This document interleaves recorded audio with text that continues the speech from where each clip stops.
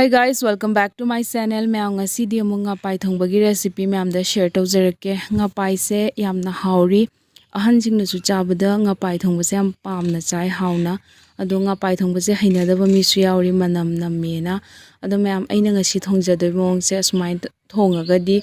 manam su namoy aduga yam su haugani. Ado mayam video se share tawjarake. Ngapai se hojik ahan bada fajana chamthokpa loire aduga siga lebu katang sumjalani magi manam do koknaba aduga masa se ngapai di masa se soft oibanina aduna katang kanjanaba yaina lebu khara chumme aduga siga fry tawnabagi thum khara chaire aduga yengkhang su katang chaire aduga sise hojik marinate tawraga ngyaktang thammani pungkhairom aduga mayam अखोई nga मितै गिदि nga थोंगनी ना हाइरदी आलू का खामेन जिमबी के हेक्ता कोकदा लाइदना अदुना आलू सोइरे आलू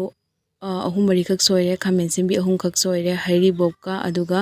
जेनम गा तवरगा थोंगानी ma'am अदो हौजिक से nga से मेरिनेट तवरगा पुंखाइ मुक थम्मे अदुगा nga से थाव से फजना खांग से फजना साहले अदुगा थाव Sissu फजना सारागा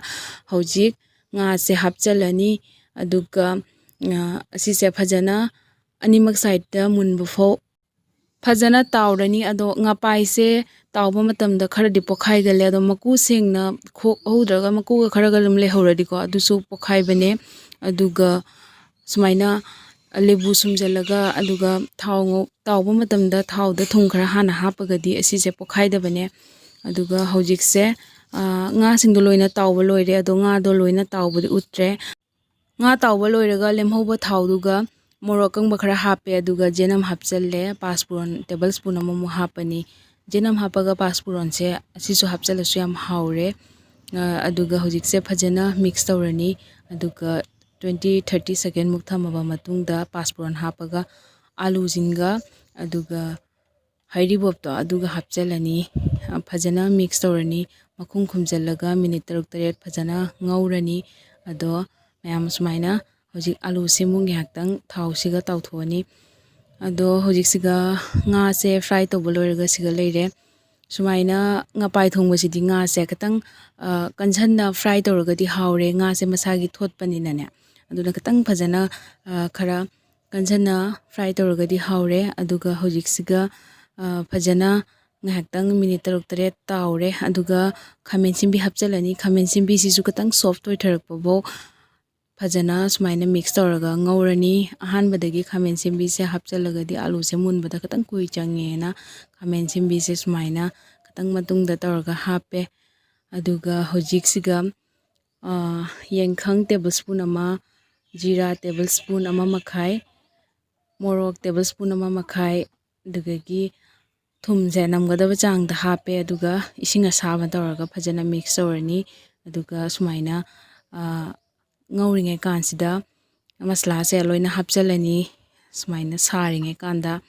aduga sumai toraga phajana mix tawani aduidi masla do su alu ke kak su phajana changedana